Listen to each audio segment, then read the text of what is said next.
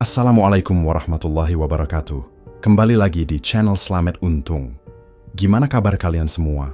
Semoga kalian dalam keadaan sehat dan sukses selalu ya. Dukung channel ini supaya bisa berkembang dengan menekan tombol subscribe, like, dan lonceng notifikasinya agar tak ketinggalan cerita horor lainnya. Tak usah berlama-lama lagi, kita masuk ke ceritanya. Pagi itu kabut masih menyelimuti lereng Gunung Tumpal, gunung yang menjulang gagah di tengah daerah terpencil. Di kejauhan, suara gemuruh alat berat terdengar memecah keheningan yang biasanya hanya diisi oleh kicauan burung dan suara dedaunan yang bergesekan satu sama lain. Gunung ini bukan sekadar rintangan, ia adalah tantangan terakhir dan terbesar dalam proyek jalan tol yang ambisius, proyek yang menyatukan dua dunia, kota dan desa, kemajuan dan ketenangan, ambisi dan sesuatu yang lebih tua dari waktu. Di tengah, hiruk pikuk itu berdiri seorang pria dengan tatapan tajam Pardi. Ia adalah mandor proyek, dikenal karena ketelitian dan kedisiplinan yang tidak mengenal kompromi. Ia berdiri di atas bukit kecil, mengamati lahan yang akan diubah menjadi jalur strategis. Di kepalanya, helm proyek kuning cerah yang warnanya telah memudar di gerus waktu dan medan. Seragamnya rapi, meski debu menempel di tiap lipatan. Di tangannya, tergenggam peta proyek, penuh garis dan catatan, seolah setiap inci tanah di hadapannya telah ia hafalkan dalam benak dan darahnya. Bagi Pardi, gunung ini bukan penghalang. Ia adalah batu loncatan, puncak dari segala ambisi yang tumbuh dalam diam. Sejak masa kecilnya, saat suara alat berat menggelegar dari kejauhan, seorang bawahan muncul tergesa. Di sisi utara berhenti, tanahnya terlalu keras. Harus pakai peledak kalau mau lanjut, lapor Darno, suaranya tergesa. Pardi tidak menjawab segera, hanya menatap puncak gunung di kejauhan. Semua masalah ada solusinya, Darno. Jangan biarkan alat berhenti terlalu lama. Saya tidak mau 1 menit pun terbuang percuma. Darno mengangguk ragu, lalu bergegas kembali.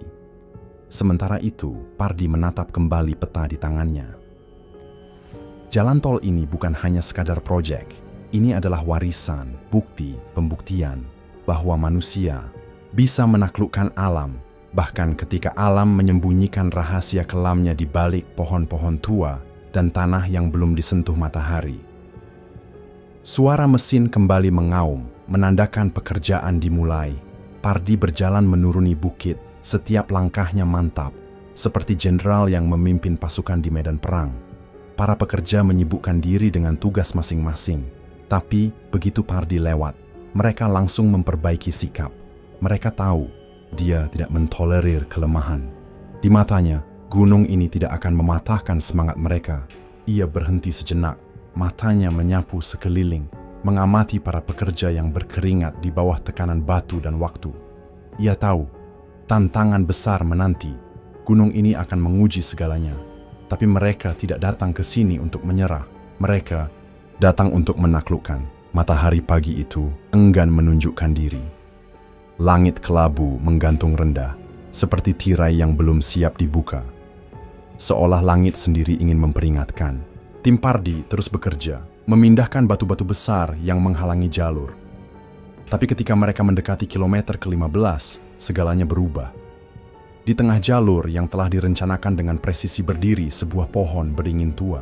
Ia tidak seperti pohon biasa. Tubuhnya menjulang tinggi, akar-akarnya mencengkeram tanah seperti cakar raksasa yang menolak dilepaskan. Cabang-cabangnya merentang luas, membentuk kanopi pekat yang menelan sinar matahari. Daun-daunnya bergemerisik meski tidak ada angin, seakan berbisik dalam bahasa yang tidak dikenal oleh manusia. Pardi berdiri di depan pohon itu, dikelilingi para pekerjanya yang mulai bergumam pelan. Wajah-wajah mereka dipenuhi keraguan dan ketakutan yang tak bisa disembunyikan. Salah satu dari mereka, Pak Tarmo, pria tua yang telah puluhan tahun terlibat dalam berbagai proyek pembangunan, melangkah maju. "Pak Pardi," katanya dengan nada hampir berbisik, pohon ini bukan pohon biasa. Orang-orang sini bilang ini pohon angker, penjaga gunung." Pardi menatap Tarmo tajam. "Tarmo, kita di sini untuk membangun jalan, bukan mendengarkan cerita rakyat. Ini hanya pohon, dan tugas kita adalah menyingkirkannya." Namun Tarmo tidak mundur. Pak, sudah banyak yang mencoba menebang pohon seperti ini di proyek lain, tapi hasilnya selalu buruk. Mungkin ada baiknya kita bicara dulu dengan sesepuh desa. Minta izin setidaknya. Pardi mendengus dingin. Sesepuh? Izin? Kita punya izin resmi dari pemerintah. Jangan buang waktu. Panggil tim alat berat. Pohon ini harus ditebang hari ini juga. Suara Pardi tegas, tapi gumaman para pekerja tak berhenti. Ada sesuatu di udara yang membuat dada terasa sesak, berat, nyaris menindih. Aura pohon itu terlalu pekat, terlalu tua, seolah ada mata yang mengamati dari balik dedaunan. Beberapa pekerja perlahan mundur, seolah kaki mereka menolak untuk lebih dekat. Percobaan menebang pohon beringin raksasa itu menjadi awal dari rangkaian kejadian yang tak bisa dijelaskan oleh akal. Ketika ekskavator besar mulai merapat, mesinnya tiba-tiba mati total, tanpa sebab. Seolah ada sesuatu yang merampas kekuatannya begitu saja. Montir yang memeriksa hanya menggeleng, wajahnya kusut oleh frustasi. Aneh, Pak. Mesin ini baru diservis. Nggak mungkin mati begini aja. Pardi tidak menyerah. Gunakan gergaji mesin. Tapi saat salah satu pekerja mencoba memotong akar besar pohon itu, gergajinya bergetar hebat, lalu patah. Patah seperti ditolak oleh kekuatan yang tak terlihat. Masalah bertambah saat satu persatu pekerja mulai jatuh sakit. Pak Tarmo yang awalnya hanya mengeluh sakit kepala ringan, di sore hari menggigil hebat. Nafasnya pendek, matanya kosong. Saya mimpi aneh, Pak. Katanya pelan, suaranya serak. Ada perempuan tua, rambutnya panjang, duduk di bawah pohon itu. Dia bilang, "Jangan sentuh rumahnya." Pardi berusaha mengabaikan, tapi malam itu ia tidak bisa tidur. Dan keesokan harinya, satu persatu pekerja yang pernah menyentuh atau sekadar mendekat ke pohon itu mengalami hal serupa. Demam tinggi, tubuh lemas, tatapan kosong. Beberapa bahkan mengaku melihat sosok bayangan berjalan di sekitar pohon saat malam turun. Bayangan tanpa bentuk, hanya siluet kelam yang melintas sekejap di sudut mata. Tapi cukup untuk membuat jantung berhenti sesaat. Malam itu hujan turun deras, menghantam bumi seperti amarah yang ditumpahkan dari langit. Petir menyambar tanpa henti, memecah langit yang gelap pekat. Di bawah bayang-bayang pohon beringin tua yang berdiri seperti dewa tua, 3 pekerja, Sulaiman, Andri, dan Jaka, memutuskan untuk mencoba sekali lagi. Mereka ingin mengakhiri ini semua. "Kita cuma perlu menyelesaikan ini," kata Sulaiman. Nadanya putus asa, hampir seperti orang yang sudah menyerah tapi tetap memaksa maju. Andri dan Jaka mengangguk meski sorot mata mereka menyiratkan keraguan yang mendalam. Di bawah kilatan petir, pohon itu tampak lebih besar, lebih gelap, lebih hidup. Daun-daunnya kembali bergemerisik. Berbicara dalam bahasa asing, memperingatkan, mengancam, dan ketika gergaji mesin mulai menggigit salah satu akar besarnya, udara di sekitar mereka tiba-tiba menjadi berat. Angin dingin berembus kencang, memadamkan lampu-lampu portabel yang mereka bawa. Seketika semuanya gelap, pekat, dan suara gergaji mesin mendadak terhenti, seolah mesinnya mati tanpa sebab. "Apa yang terjadi?" tanya Jaka. Suaranya gemetar, menggantung di udara seperti kabut dingin. Namun sebelum ada yang sempat menjawab, teriakan panjang memecah kesunyian. Sulaiman, yang berdiri paling dekat dengan pohon, terlempar ke belakang, seperti didorong oleh kekuatan tak terlihat. Tubuhnya menghantam tanah dengan keras dan tidak bergerak lagi. Matanya melotot kosong, menatap langit, seolah baru melihat sesuatu yang terlalu mengerikan untuk dijelaskan oleh kata-kata. Andri dan Jaka panik. Mereka mencoba berlari menjauh, tapi akar-akar pohon beringin itu bergerak. Hidup. Salah satu akar besar melilit kaki Jaka dan menariknya ke arah batang pohon. Dengan kekuatan mengerikan yang tidak terlihat mata, ia menjerit histeris, memohon pertolongan. "Lepaskan aku, tolong!" Suaranya bercampur dengan raungan angin, menggema di tengah gelap dan hujan. Namun jeritannya tiba-tiba terhenti. Ketika Andri memberanikan diri menoleh, tubuh Jaka sudah tak terlihat. Yang tersisa hanya genangan darah yang merembes pelan dari bawah pohon, menyatu dengan tanah yang sudah basah oleh hujan. Andri berlari sekuat tenaga kembali ke perkemahan. Wajahnya pucat pasi, tubuhnya gemetar hebat. Tapi sebelum ia sempat mencapai tenda, langkahnya terhenti. Tubuhnya membeku di tempat, lehernya mencuat ke belakang seperti ditarik sesuatu yang tak kasat mata. Para pekerja yang berada di perkemahan hanya bisa menatap ngeri saat tubuh Andri terangkat perlahan ke udara, tercekik oleh sesuatu yang tidak bisa mereka lihat. Jeritannya terdengar samar di tengah raungan angin dan guyuran hujan, lalu tubuhnya dilempar ke tanah dengan keras seperti boneka usang. Ketika para pekerja akhirnya memberanikan diri mendekat, Andri sudah tak bernyawa. Wajahnya membiru, matanya terbuka lebar dengan ekspresi ketakutan yang membekas kuat, seakan ia melihat neraka sebelum hembusan napas terakhirnya. Berita tentang kematian ketiga pekerja itu menyebar cepat, menyusup seperti kabut ke seluruh area proyek. Ketakutan menjalar di antara para pekerja, seperti wabah yang tak bisa dihentikan. Tidak ada lagi yang berani mendekat ke pohon beringin itu. Di perkemahan, suasana menjadi suram. Para pekerja berkumpul dalam kelompok-kelompok kecil, berbicara dengan suara pelan, namun cukup keras untuk terdengar oleh Pardi. Kata-kata seperti penunggu, arwah, dan kutukan menggema samar di antara desiran angin. Ada penunggunya, bisik Wahyu, seorang pekerja muda. Aku dengar dari warga desa, itu rumahnya Nyai Roro Sendari. Dia marah karena kita ganggu tempatnya. Yang lain menimpali, suaranya bergetar. Tadi malam aku lihat, bayangan perempuan berdiri di bawah pohon itu. Rambutnya panjang, matanya merah menyala. Dia menatap langsung ke arahku. Darno, yang biasanya tenang, kini terlihat sama cemasnya. Ia mendekati Pardi di sudut tenda. Pak, ini sudah keterlaluan. 3 orang meninggal. Kita harus hentikan proyek ini. Minimal, kita bicarakan ini dengan sesepuh desa. Seperti saran saya dulu. Pardi menggeleng pelan. Wajahnya tidak lagi setegas sebelumnya. Keteguhan hatinya mulai goyah, terguncang oleh kenyataan yang tak bisa ia tolak. Darno, kalau kita berhenti sekarang, proyek ini tidak akan selesai. Tapi ia terdiam, tatapannya kosong. Mungkin memang waktunya. Mungkin kita memang perlu bicara dengan sesepuh desa, gumamnya akhirnya, dengan suara lebih pelan dari biasanya. Malam itu, saat semua orang mencoba memejamkan mata meski ketakutan membekap erat seperti selimut basah, Pardi kembali mendengar suara itu. Datang dari arah pohon beringin. Kali ini jelas. Suara perempuan, tertawa, pelan, panjang, penuh kebencian. Di tengah tawa itu, Pardi merasa ada sesuatu yang mengawasinya. Bahkan saat ia berada di dalam tenda, namanya terdengar disebut, pelan namun jelas. Dengan suara dingin yang menggema dari sudut gelap yang tak bisa dijangkau cahaya. Ia membuka, matanya lebar-lebar, napasnya memburu, tubuhnya basah oleh keringat dingin. Di pintu tendanya, berdiri bayangan seorang perempuan.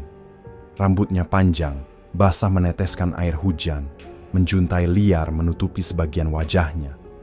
Tapi matanya menyala merah, tajam, seperti bara dalam kegelapan. Ia menatap Pardi dengan senyum yang tak seharusnya dimiliki oleh makhluk hidup. Senyum penuh ancaman, penuh amarah. Lalu, dalam sekejap, bayangan itu lenyap begitu saja. Pardi tidak bisa bergerak, dadanya berdegup keras seperti ingin meledak. Ya untuk bermalfuriannya dalam hidupnya. Dia tidak yakin apakah ia mampu menghadapi semua ini. Pohon beringin itu bukan sekadar rintangan dalam proyek. Itu adalah gerbang menuju sesuatu yang lebih gelap, lebih tua dan jauh lebih menakutkan daripada yang pernah ia bayangkan. Pagi itu, suasana di lokasi proyek berubah total. Suram, sunyi yang menekan. Tak satu pun dari para pekerja berani mendekati pohon beringin angker itu. Bahkan Pardi, yang biasanya berdiri paling depan melawan segala rintangan, kini tampak diliputi keraguan. Desakan dari para pekerja semakin keras. Mereka menolak melanjutkan pekerjaan sebelum ada penyelesaian atas apapun yang telah mereka bangunkan di tempat itu. Di tengah tekanan dan tatapan tajam penuh kecemasan, Darno kembali menghadap Pardi. Pak, ucapnya serius, matanya menatap lurus. Kami sudah sepakat, kalau Bapak tetap memaksa melanjutkan proyek tanpa menangani masalah ini, kami semua akan berhenti. Nyawa kami terlalu berharga, Pak. Pardi menarik napas panjang, menatap peta proyek yang kini terasa seperti lelucon. Semua rencana, semua garis-garis rapi itu terasa tidak lagi berarti. Logika dan akal sehatnya bertarung habis-habisan melawan ketakutan yang menjalar seperti racun di dadanya. Ia tidak percaya hal mistis, tapi kenyataan di hadapannya terlalu gamblang untuk terus diingkari. "Baiklah," katanya akhirnya dengan suara berat. "Kalau itu yang kalian mau, panggil seseorang. Tapi saya ingin bukti. Saya ingin tahu bahwa semua ini bukan cuma omong kosong." Para pekerja langsung bergerak. Tanpa membuang waktu, mereka memanggil seorang dukun dari desa terdekat. Dukun itu tiba menjelang senja. Seorang lelaki tua, wajahnya penuh keriput, dan sorot matanya tajam seperti bilah keris. Ia mengenakan jubah hitam panjang dan membawa tongkat dengan ujung terikat kain merah yang berkibar tipis ditiup angin. Namanya Ki Suryanata, dukun yang dikenal luas karena kemampuannya berbicara dengan penunggu tempat-tempat keramat. Begitu menjejakkan kaki di lokasi proyek, Ki Suryanata langsung berjalan menuju pohon beringin angker itu. Ia berhenti di depannya, memejamkan mata, menarik napas dalam, dan menghembuskannya perlahan. Udara di sekitarnya seolah ikut diam, menahan napas bersama. Para pekerja berdiri melingkar di belakangnya dengan wajah tegang, sementara Pardi mengamati dari jauh. Wajahnya menyimpan skeptisisme yang mulai retak. "Pohon ini bukan pohon biasa." Suara Ki Suryanata akhirnya terdengar dalam dan berat. "Di sini tinggal roh tua, penunggu yang telah ada jauh sebelum manusia pertama kali menginjakkan kaki di tanah ini. Ia tidak menerima pohonnya diganggu, apalagi ditebang tanpa penghormatan." Pardi melangkah maju, mencoba menutupi kegelisahannya yang mulai membuncah. "Roh tua? Penunggu? Maaf Ki, saya bukan orang yang percaya hal-hal seperti itu. Tapi kalau memang ada, kenapa harus menyerang kami? Kami hanya mencoba membangun jalan untuk kemajuan wilayah ini." Tatapan Ki Suryanata menembus seperti bayangan malam, tajam dan menghunjam. "Kemajuanmu adalah kehancuran bagi dunianya," katanya datar. "Penunggu ini telah hidup dalam damai selama ratusan tahun. Lalu kau datang dengan mesin-mesinmu, dengan suara bisingmu, dan merusak rumahnya. Ia merasa tidak dihormati. Kau tidak hanya menebang pohonnya, kau juga mengusik keseimbangan antara dunia manusia dan dunia gaib." Ucapan itu membuat para pekerja bergidik. Beberapa menunduk, yang lain mencuri pandang ke arah pohon beringin yang berdiri diam, namun terasa seperti sedang mengawasi. Suasana menjadi berat, udara semakin padat, seolah-olah oksigen tersaring oleh sesuatu yang tidak terlihat. "Apa yang harus kami lakukan, Ki?" tanya Darno akhirnya. Ki Suryanata mengangkat tongkatnya perlahan, mengarahkannya tepat ke batang pohon beringin yang menjulang sunyi di tengah kegelapan. Penunggu ini tidak ingin pohonnya ditebang begitu saja. Suaranya terdengar seperti gemuruh dari masa lampau. Ada ritual yang harus dilakukan, sebuah penghormatan, dan itu harus dilaksanakan dengan niat tulus tanpa sedikit pun keraguan. "Ritual apa? Dan apa jaminannya bahwa ini akan berhasil?" tanya Pardi. Suaranya nyaris tenggelam dalam bisikan angin yang terus merayap di antara dedaunan. Ki Suryanata hanya tersenyum tipis, tapi senyum itu dingin. Senyum yang tidak membawa harapan, senyum yang terasa seperti ancaman. "Kau tidak punya pilihan lain, Mandor. Jika kau menolak, pohon ini akan tetap berdiri, dan penunggunya akan terus mengambil segala yang mengusiknya, termasuk nyawa manusia." Malam kian larut. Langit hitam pekat tanpa bintang, dan udara di sekitar mereka begitu dingin, seperti disentuh oleh sesuatu yang bukan berasal dari dunia ini. Para pekerja berdiri dalam diam, tak satu pun berani bergerak. Mata mereka terpaku pada Ki Suryanata yang mulai mempersiapkan sesuatu. Angin berdesir kencang, membawa bau tanah basah, dan sesuatu yang lebih tua, lebih purba, lebih menyeramkan. Pohon beringin itu berdiri diam, tapi terasa seperti sedang menatap, seperti raksasa yang menunggu untuk dihormati atau menghancurkan. "Sebelum kalian melanjutkan proyek ini," bisik Ki Suryanata, suaranya nyaris tak terdengar, namun setiap kata menancap seperti paku di dalam kepala. "Kalian harus memberikan sesembahan yang sesuai.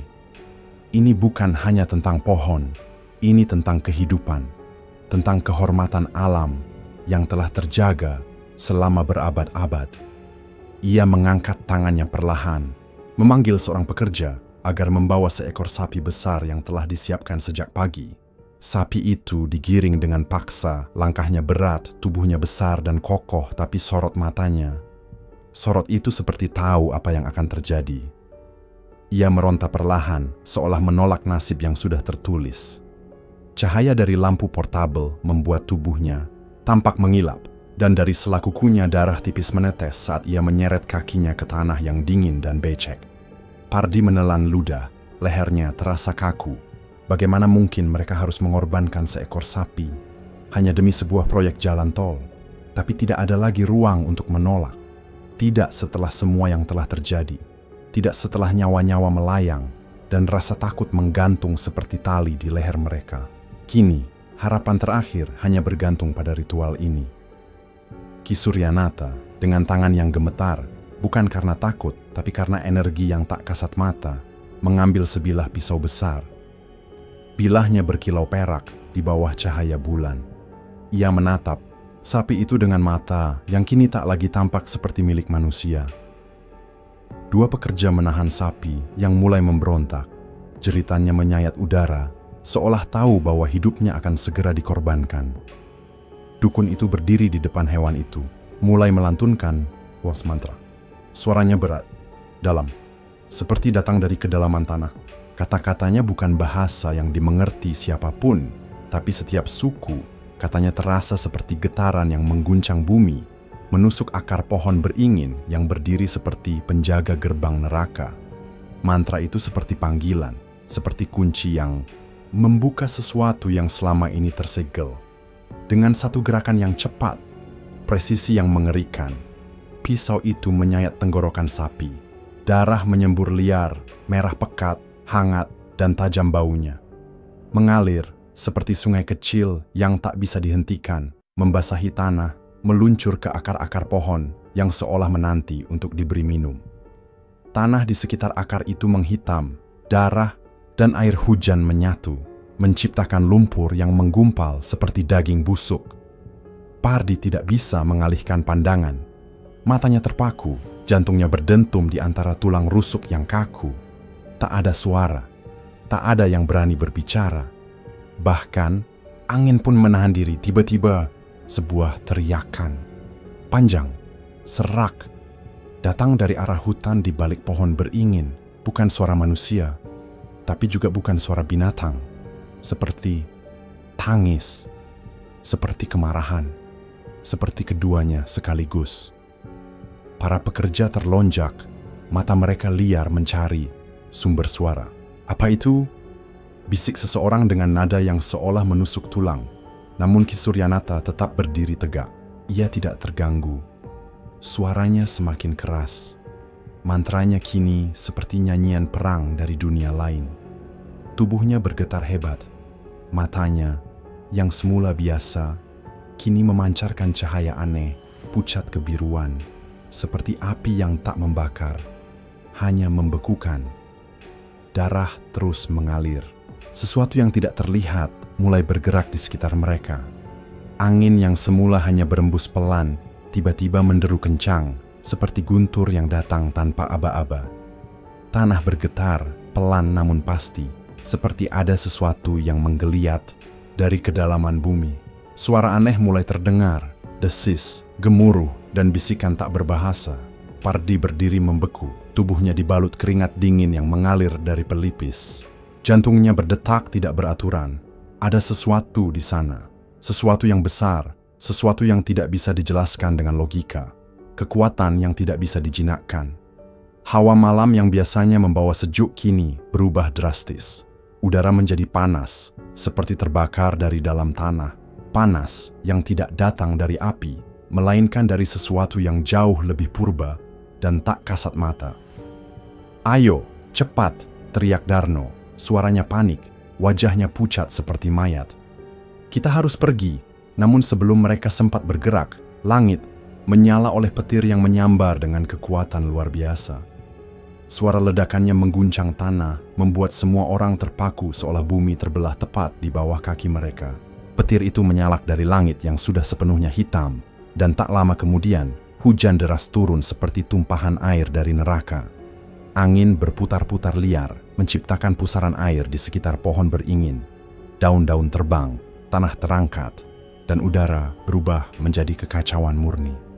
Awan hitam menggulung seperti gelombang badai, menyelimuti seluruh langit, membuat malam semakin kelam. Dan di tengah pusaran itu, pohon beringin hidup, akarnya menggeliat, bergerak, meraih, mencari. Seperti tangan-tangan tua yang ingin mencengkeram siapapun yang cukup bodoh untuk tetap berada di dekatnya. Pergi, pergi sekarang, teriak Ki Suryanata. Tapi kali ini suaranya bukan penuh wibawa seperti tadi. Sekarang ada ketakutan yang nyata. Ia tidak lagi menjadi pengendali ritual. Ia kini hanya manusia. Kalian telah melakukannya. Kalian telah mengusik dunia yang tidak terlihat. Kalian harus pergi sebelum semuanya terlambat. Namun suara itu tersapu oleh badai. Hujan mencambuk seperti cambuk makhluk gaib. Angin mendorong mereka mundur, seolah kekuatan yang mereka bangunkan sedang mengusir mereka satu persatu. Para pekerja berlari terjerembab dalam lumpur yang semakin dalam. Beberapa tergelincir, terseret air dan tanah, seperti hendak ditelan bumi. Teriakan bergema di antara gemuruh langit. Pardi berlari sekuat tenaga, jantungnya seakan-akan meledak. Tapi di balik semua kepanikan itu, ada sesuatu dalam dirinya yang tahu, ini belum berakhir. Ritual itu mungkin sudah selesai, darah telah diberikan, namun apa yang telah terbangun di balik tanah, ia belum kembali tidur. Belum.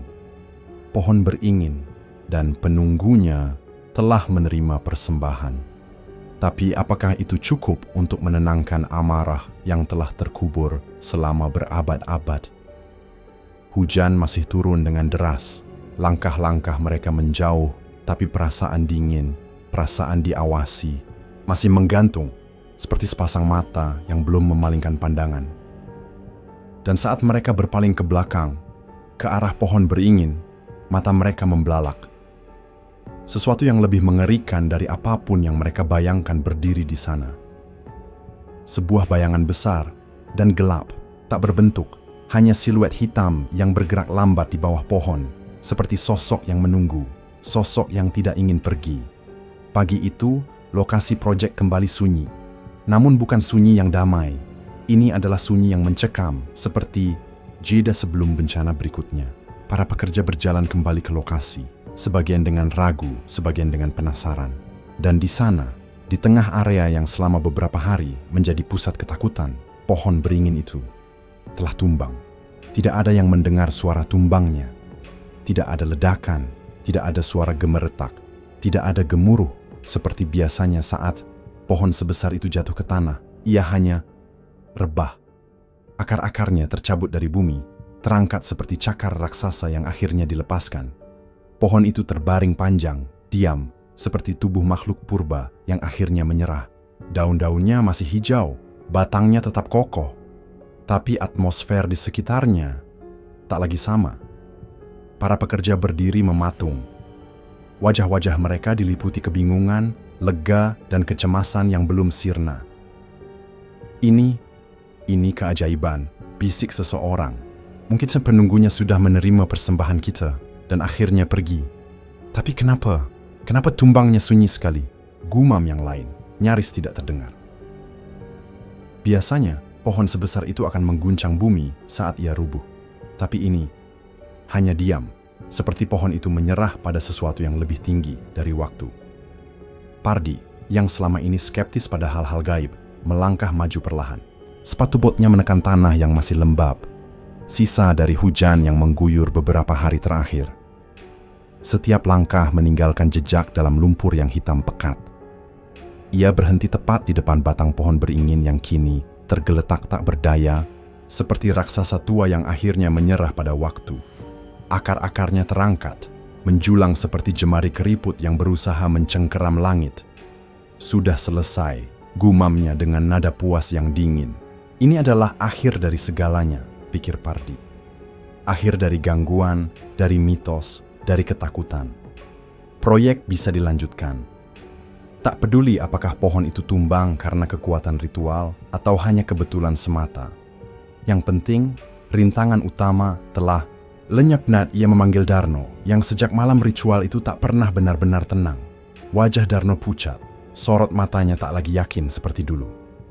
Kumpulkan semua pekerja. Kita lanjutkan pekerjaan mulai besok pagi, perintah Pardi. Tapi Darno tetap berdiri di tempatnya, bibirnya bergerak pelan. Kita bahkan tidak tahu kenapa pohon itu tiba-tiba tumbang. Ki Suryanata bilang ritual itu hanya untuk menenangkan, bukan menghancurkan. Pardi mendengus, lalu menepuk bahu Darno keras-keras, hampir seperti ejekan. Kita di sini untuk membangun jalan tol, Darno. Bukan untuk jadi pendengar cerita dukun tua. Pohon itu sudah tumbang, masalah selesai. Kalau kau masih takut, kau bisa tinggal di belakang. Dengan langkah penuh keyakinan, Pardi meninggalkan Darno dan para pekerja yang masih berdiri membisu dalam bayang-bayang keraguan. Baginya, ini adalah kemenangan akal sehat atas takhayul. Esok paginya, pekerjaan dilanjutkan dengan intensitas penuh. Suara mesin menggema, menggali tanah di sekitar akar pohon beringin yang dulu berdiri tegak. Meski rasa takut masih menggantung, para pekerja memaksakan diri. Mereka bekerja dengan kepala tertunduk, mata enggan menatap ke arah tempat pohon itu dulu berakar. Pardi berdiri di atas bukit kecil, mengamati semuanya dengan rasa puas. Denting logam, deru alat berat, dan debu yang berterbangan menciptakan simfoni yang ia anggap sebagai tanda kemenangan. Namun, di balik semua itu, ada sesuatu yang mulai mengganggu.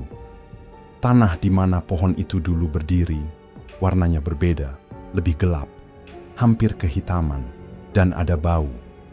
Bau anyir yang tipis, seperti darah basi yang menolak larut meski hujan telah mengguyur tanpa henti.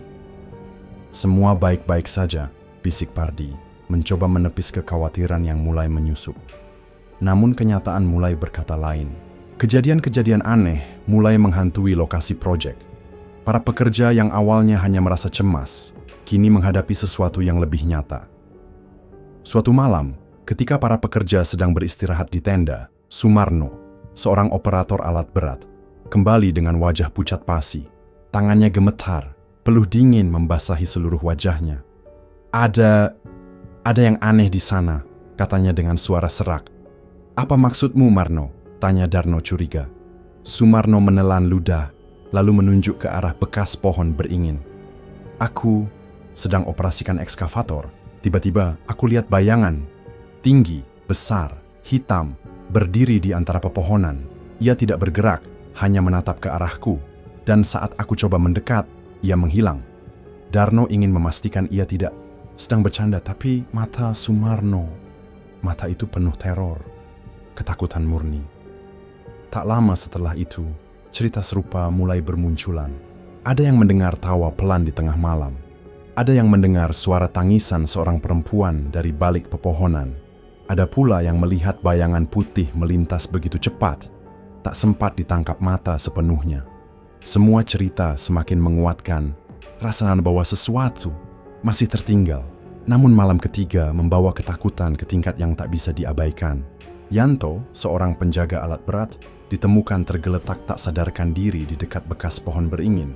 Tubuhnya dingin, matanya terbuka lebar tanpa berkedip, dan dari bibirnya hanya keluar bisikan lirih berulang-ulang. Dia belum pergi. Pardi mendengar semua laporan itu. Ia menanggapinya dengan sikap datar. Sugesti, itu semua cuma perasaan kalian sendiri. Tidak ada penunggu, tidak ada hantu. Fokus saja pada pekerjaan. Tapi kata-kata itu tak lagi cukup. Tidak bagi mereka yang merasakannya sendiri. Ketegangan makin tebal, seperti kabut tak kasat mata yang menyelimuti seluruh area proyek. Dan perlahan, satu persatu pekerja mulai mengajukan izin untuk pergi. Setelah berbulan-bulan bekerja tanpa henti, proyek jalan tol akhirnya rampung. Pardi berdiri di tepi jalur yang baru saja diresmikan, memandangi hamparan aspal yang membelah hutan seperti luka besar di permukaan bumi. Ada rasa bangga yang menyelinap. Dalam dadanya, keyakinan bahwa segala rintangan, baik yang kasat mata maupun yang berasal dari dunia yang tak terlihat, telah berhasil ia taklukkan. Namun kebanggaan itu tak bertahan lama. Hanya beberapa minggu setelah jalan itu dibuka untuk umum, teror mulai menunjukkan wajahnya. Kecelakaan demi kecelakaan terjadi, semuanya di satu titik yang sama, di lokasi bekas pohon beringin. Mobil-mobil yang melintasi area itu seringkali tergelincir tanpa sebab. Tak ada hujan, tak ada pasir, jalan kering dan rata. Namun tetap saja, kendaraan-kendaraan itu melintir keluar kendali, menghantam pembatas atau terguling ke parit. Beberapa pengemudi yang selamat membawa cerita yang jauh lebih mengerikan daripada luka di tubuh mereka. Mereka bicara tentang sosok bayangan besar yang tiba-tiba muncul di tengah jalan. Bayangan yang berdiri diam, tegak seolah menunggu. Ada sesuatu di sana, kata seorang pengemudi dengan suara tercekat. Tingginya hampir menyentuh rambu, matanya merah, menatap langsung ke arahku. Itu bukan manusia, bukan hewan, tapi sesuatu yang tidak seharusnya ada. Laporan-laporan serupa mulai berdatangan, dan bukan hanya dari pengemudi. Petugas patroli jalan tol yang berkeliling malam hari mulai melapor bahwa mereka mendengar suara langkah berat menyusuri bahu jalan. Suara dedaunan yang bergesekan, padahal tak ada angin. Bau anyir yang mendadak memenuhi udara. Sesuatu yang berjalan mengikuti mereka di sepanjang jalur, tapi ketika mereka menoleh, tak ada apapun di belakang. Ketegangan menebal dan desas-desus mulai menyebar seperti kabut yang tak bisa ditepes. Pardi, yang selama ini menjadi simbol perlawanan terhadap takhayul, akhirnya memutuskan untuk menyusuri jalur itu sendiri.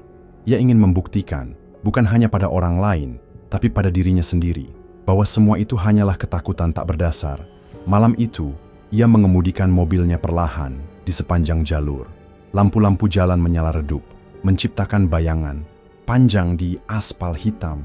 Udara di dalam mobilnya mulai berubah saat ia mendekati titik bekas pohon beringin. AC dimatikan, namun hawa dingin menembus hingga ke tulang. Kaca jendela mulai berembun dan suara mesin terdengar berat, seolah menahan sesuatu di dalamnya. Lalu ia melihatnya. Bayangan itu berdiri tepat di tengah jalan, tinggi, besar, gelap. Matanya menyala merah seperti bara yang menyala dari kegelapan. Pardi membanting setir dengan panik, namun mobilnya terus melaju ke arah sosok itu. Tepat saat tabrakan tak terhindarkan, bayangan itu lenyap begitu saja. Namun, saat ia melihat ke kaca spion, darahnya membeku. Bayangan itu kini duduk di kursi belakang, menatapnya. Matanya yang merah tidak hanya menyala, tapi menyala dengan kebencian yang dalam, membara. Pardi menghentikan mobilnya dengan kasar dan melompat. Keluar, napasnya tersengal-sengal. Ia menoleh, berharap bayangan itu telah pergi. Tapi kursi belakang mobilnya basah, seperti habis diduduki oleh sesuatu yang membawa dingin dari dalam tanah. Tidak ada siapapun di sana, namun jejaknya tertinggal. Bekas lembab yang tak bisa dijelaskan, bau tanah basah, dan rasa ditatap yang tidak kunjung hilang. Dengan tubuh gemetar, Pardi kembali ke dalam mobil dan memacu kendaraannya menjauh dari tempat terkutuk itu. Tapi jauh di dalam dirinya, ia tahu ini belum selesai.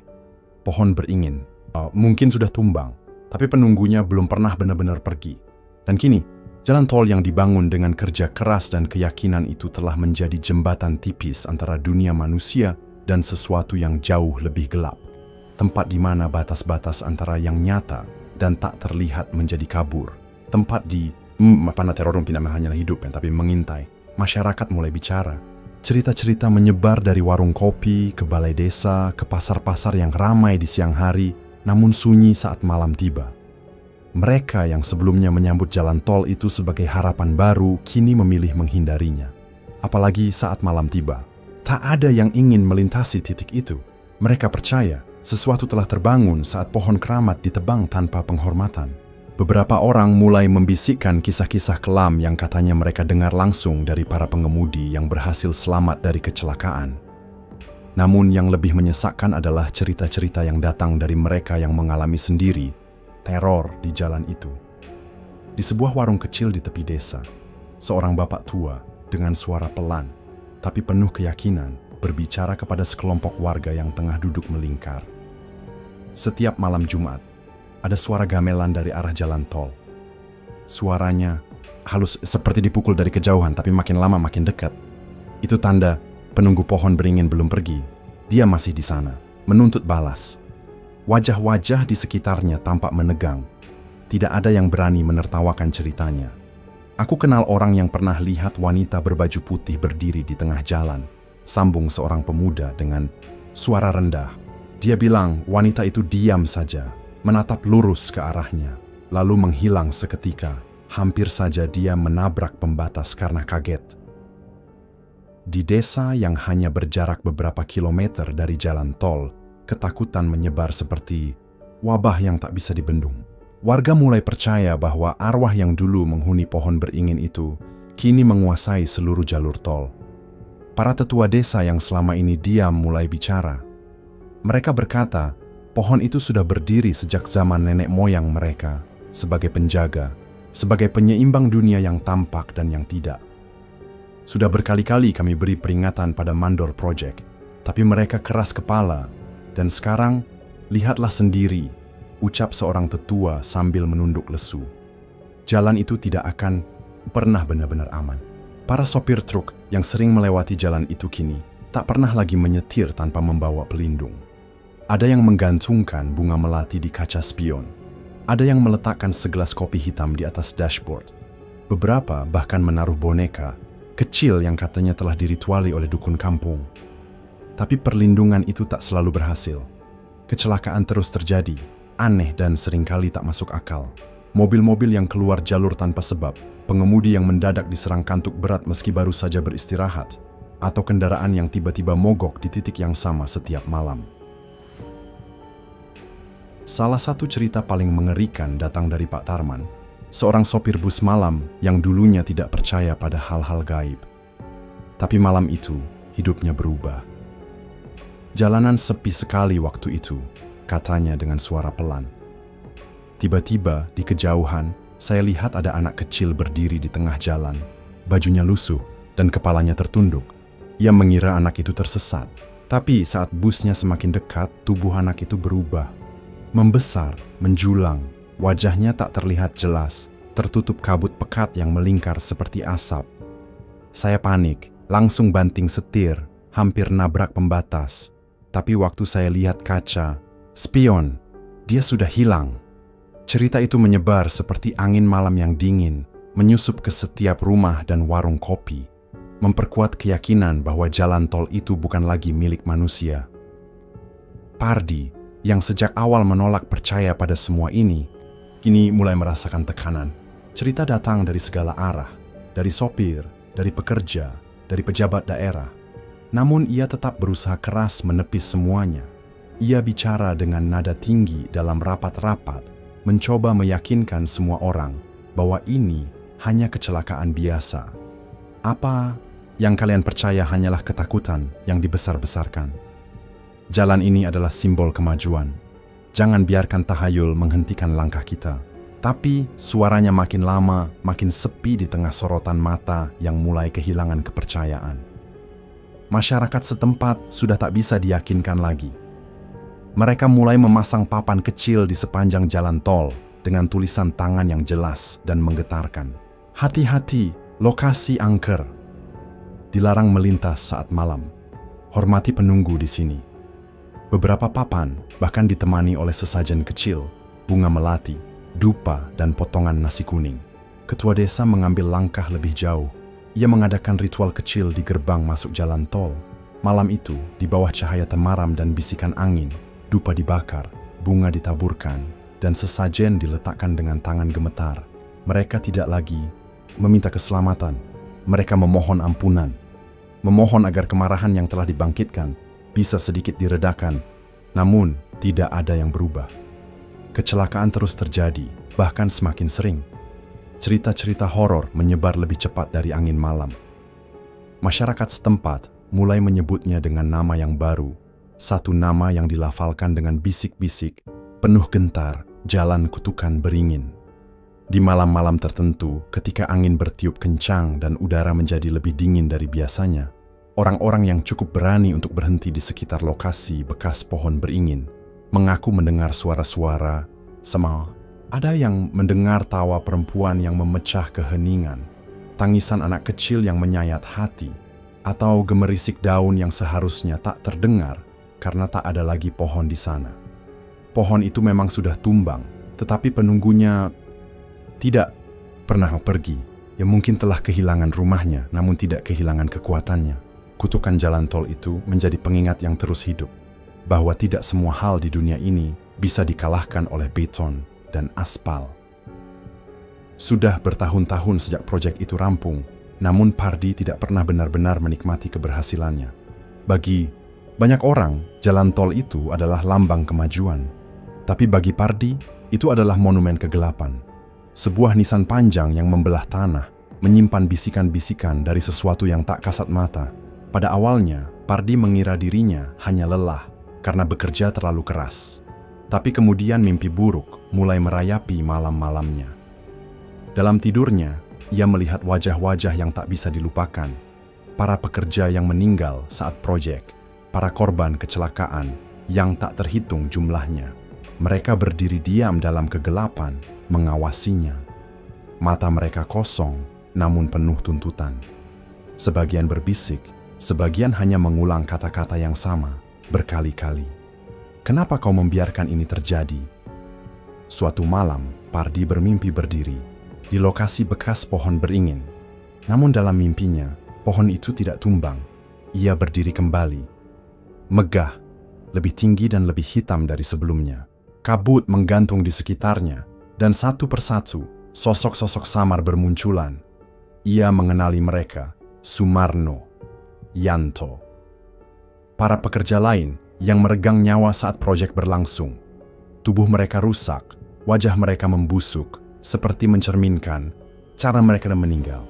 Lalu datang sosok lain, seorang wanita berbaju putih, wajahnya pucat pasi, dan matanya tidak memandang Pardi tetapi menembus dirinya. Dalam diam, wanita itu mengangkat tangan dan menunjuk tepat ke arahnya. Suaranya menggema, berat, seperti berasal dari dasar bumi. Kau tidak pernah meminta izin, kau hanya mengambil. Pardi terbangun dengan tubuh basah oleh keringat. Jantungnya berdetak begitu kencang, dan dadanya terasa sesak. Tapi mimpi itu tak benar-benar berakhir. Ketika ia menyalakan lampu kamarnya, bayangan pohon beringin itu masih tertinggal dalam pikirannya, tajam dan nyata, seolah bisa ia lihat dari sudut matanya. Hari-hari Pardi menjadi runtuh perlahan. Ia jarang tidur, takut akan mimpi yang kembali. Di kantor, performanya menurun drastis. Rekan-rekannya menjauh, mulai menganggapnya aneh. Pandangannya kosong, matanya merah, dan ia mulai bicara sendiri. "Pak, Anda baik-baik saja?" tanya Darno, seorang kolega lama, saat mereka bertemu di sebuah warung makan. Pardi hanya mengangguk lemah. "Aku cuma butuh waktu. Semua ini cuma ada di kepalaku," ucapnya pelan, tapi matanya mengatakan sebaliknya. Namun bukan hanya mimpi yang menghantui. Kini teror merambah ke dunia nyata. Pardi sering merasa diawasi, meski ia sendirian.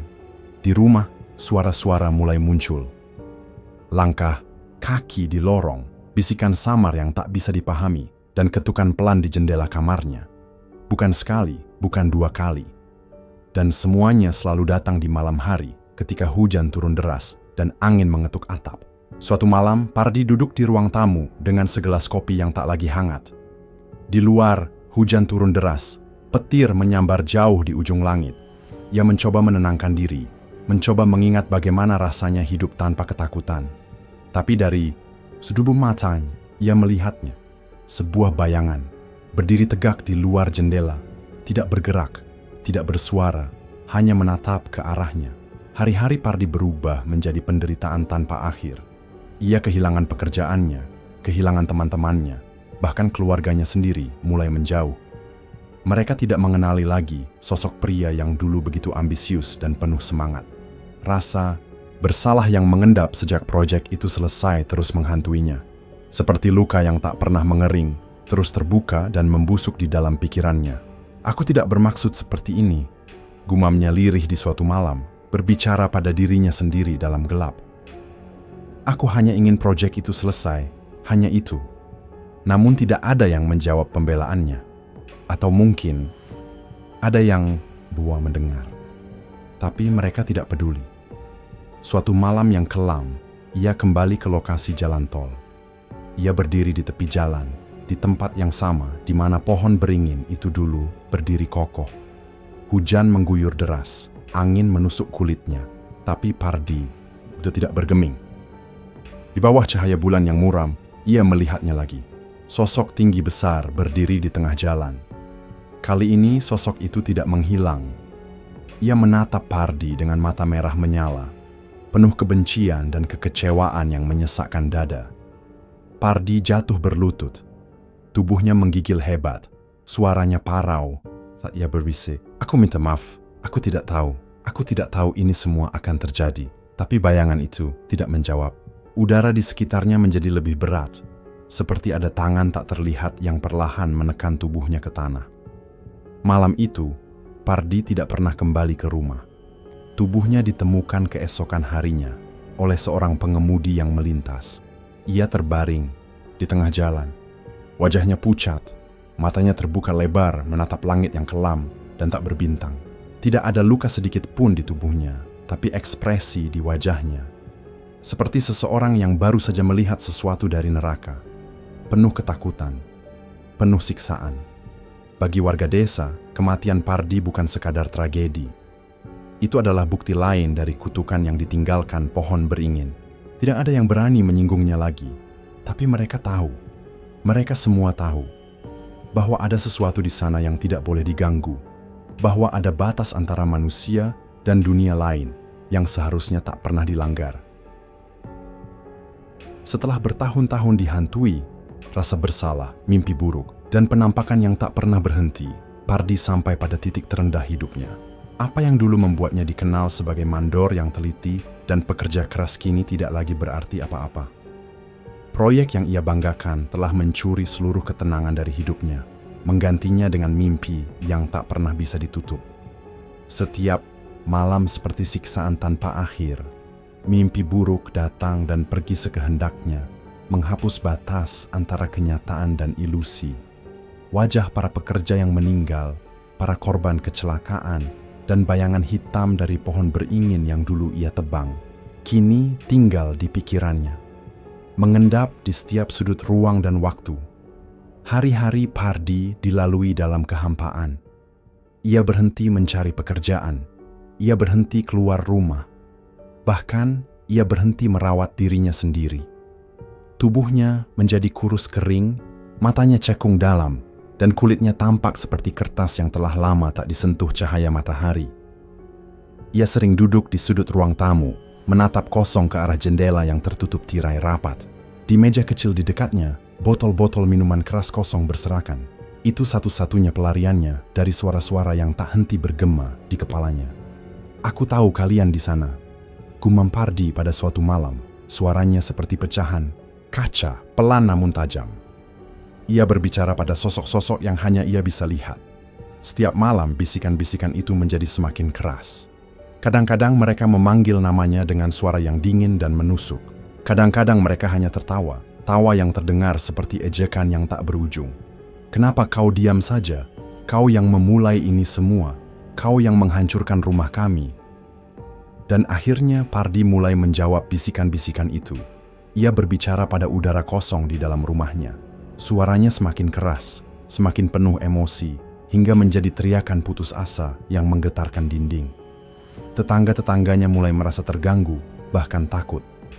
"Dia tidak pernah seperti ini dulu," bisik seorang ibu kepada suaminya. "Pardi itu dulu kuat, pekerja keras, tapi sekarang dia seperti bukan manusia lagi." Titik terendah itu sudah di depan mata. Ketika Pardi mulai melihat sosok-sosok gaib di siang hari, batas antara mimpi dan kenyataan hancur sepenuhnya. Mereka tidak lagi hanya muncul di kegelapan malam atau dalam tidur yang gelisah. Kini mereka berdiri di sudut-sudut rumahnya, diam, namun memandangnya dengan tatapan yang menusuk. Mata penuh tuntutan dan kekecewaan yang tak berujung. Suatu siang yang cerah, Pardi tiba-tiba berlari keluar dari rumah. Tubuhnya gemetar, matanya liar, dan mulutnya berteriak, Mereka ada di mana-mana. Mereka tidak akan pergi. Aku sudah minta maaf, tapi mereka tetap ada. Suaranya menggema di jalanan, menarik perhatian warga yang hanya bisa saling berpandangan dalam kebingungan dan ketakutan. Ketua desa yang melihat kondisi Pardi semakin tak terkendali akhirnya memanggil seorang dukun. Bukan untuk mengusir arwah dari jalan tol seperti dulu, tapi untuk menyelamatkan jiwa Pardi yang perlahan-lahan lenyap di telan kegelapan. Dukun itu datang pada sore yang mendung, seorang pria tua dengan rambut putih panjang dan tongkat kayu yang mengeluarkan bau dupa yang menusuk. Begitu ia melangkah masuk ke rumah Pardi, ia langsung terdiam. Udara di dalam rumah begitu berat, seperti diliputi oleh kabut tak terlihat. Pohon beringin itu, penunggunya belum pergi, gumam sang dukun. Mereka masih marah, dan sekarang mereka tidak hanya menghantui jalan itu, mereka menghantui dia, karena dia yang membuka gerbangnya. Ritual pembersihan pun dilakukan. Lantunan mantra dan asap dupa memenuhi setiap sudut rumah.